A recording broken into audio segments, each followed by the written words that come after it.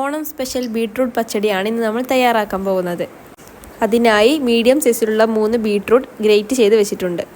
ഇനി അതിലേക്കുള്ള അരപ്പ് തയ്യാറാക്കാനായി ഒരു മിക്സിയുടെ ജാറിലേക്ക് ഒരു കൈപ്പിടി തേങ്ങ ചേർക്കുക.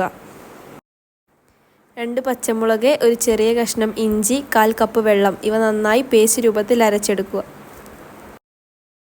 നേരത്തെ ഗ്രേറ്റ് ചെയ്ത് വെച്ച ബീട്രൂട്ടിലേക്ക് 1/2 ഗ്ലാസ് വെള്ളവും ആവശ്യത്തിനുള്ള ഉപ്പും ചേർത്ത് നന്നായി വേവിക്കുക.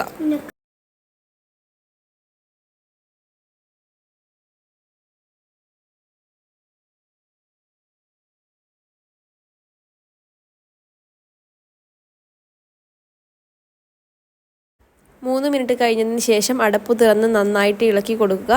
ശേഷം ഒരു 3 മിനിറ്റ് കൂടി വേവിക്കുക.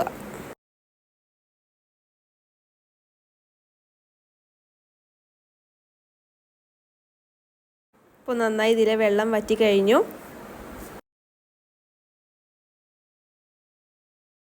ഇനി നേരത്തെ തയ്യാറാക്കി വെച്ച തേങ്ങയുടെ അരപ്പ് ഇതിലേക്ക് ചേർത്ത് കൊടുത്ത് നന്നായിട്ട് ഇളക്കുക. തീ ലോ ടു മീഡിയം ഫ്ലെയിമിൽ വെച്ച് അരപ്പൊന്ന് ചൂടാക്കിയാൽ മാത്രം മതി, തിളക്കേണ്ടതില്ല.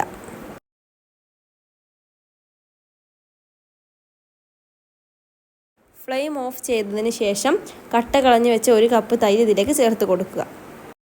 തീരെ പുളിയില്ലാത്ത തൈരും നല്ല പുളിയുള്ള തൈരും ഒഴിവാക്കുന്നതാണ് ഇതിന് നല്ലത്. എന്നിട്ട് ഇത് നന്നായിട്ട് ഇളക്കി യോജിപ്പിക്കുക.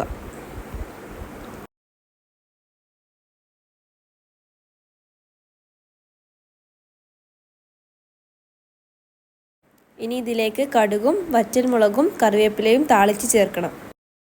ഇതിനായി പാനിൽ 2 സ്പൂൺ വെളിച്ചെണ്ണ ചൂടാക്കി കടുക് പൊട്ടിക്കുക. ഇനി ഇതിലേക്ക് 2 വറ്റൽമുളകും ആവശ്യത്തിനുള്ള കറിവേപ്പിലയും ചേർത്ത് നേരത്തെ മാറ്റിവെച്ച പച്ചടിയിലേക്ക് ചേർത്ത് കൊടുക്കുക. സദ്യയിൽ മാത്രമല്ല, സാധാരണ ദിവസങ്ങളിൽ ഉച്ചയൂണിന് വളരെ ഈസിയായി തയ്യാറാക്കാവുന്ന ഒരു വിഭവം കൂടിയാണിത്. എല്ലാവരും ഒന്ന് ട്രൈ ചെയ്യൂ. ഇപ്പോൾ ഇതാ നമ്മുടെ സ്വാദിഷ്ടമായിട്ടുള്ള ബീട്രൂട്ട് പച്ചടി തയ്യാറായി കഴിഞ്ഞു.